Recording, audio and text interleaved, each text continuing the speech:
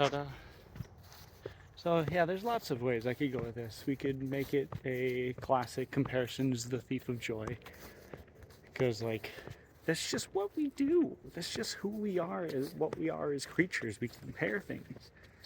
We determine where it is worth putting in our efforts and where it is not. And that is insanely beneficial to our survival. There's a rabbit running through here. That's fun. What other direction could I go with this?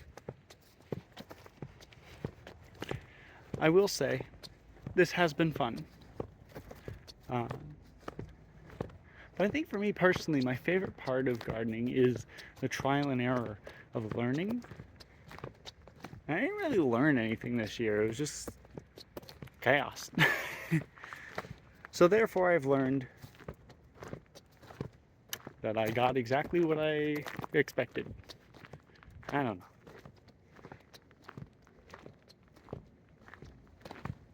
I guess I'm just wanting this video to be something more. Maybe that's the lesson. Because that's also something that's seemingly inherent to humans. We always want purpose and meaning. Sometimes we gotta just do silly things and enjoy those silly things for the sake of the silly things. So I have 52 delicata squash and nowhere to go with them. Go back here.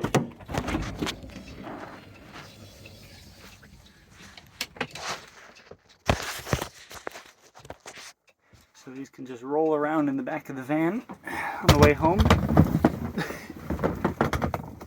Granted, some of them are like this. So, but I mean, this is good. This is a good size.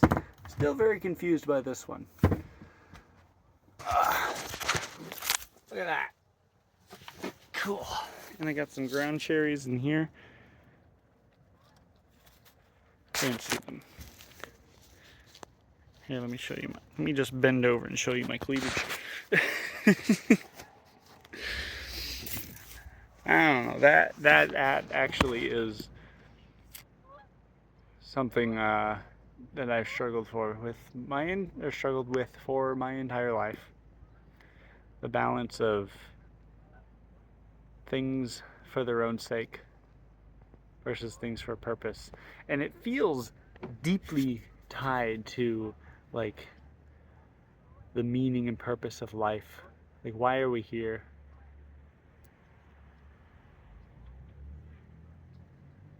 Is it for some other purpose, or is it for its own sake? Because if it is for some other purpose, then what is that other purpose? As far as I know right now, all other potential purposes are also for another purpose.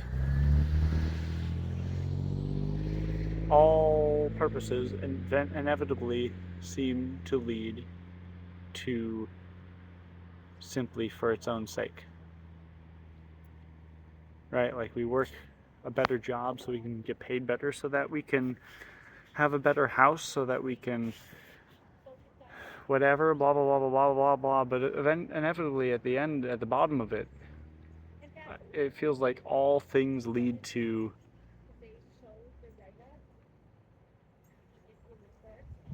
pursuit of a more enjoyable experience of life.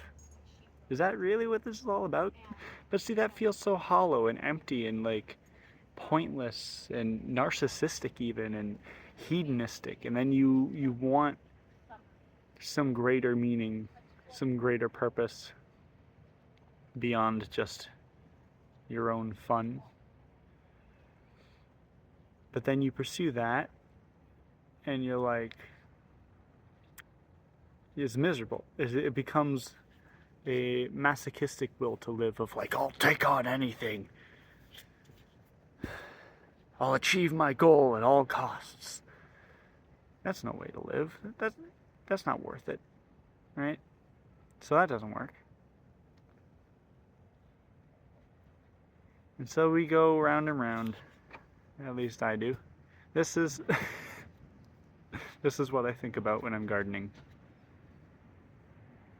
or just in general.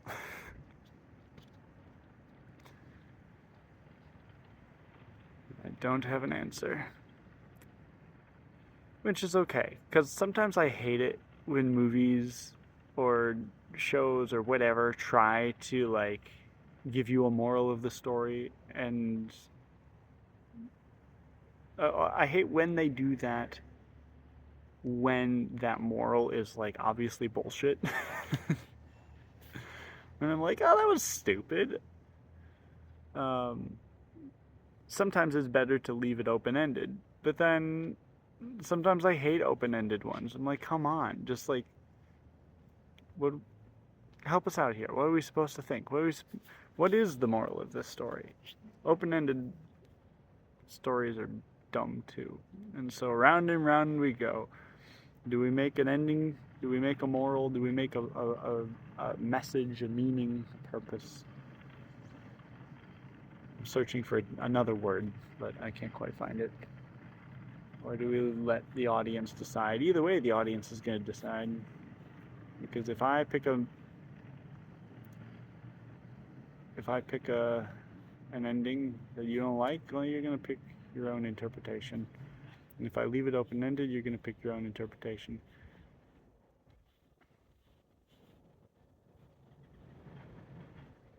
What a mess. Take care. See you next week.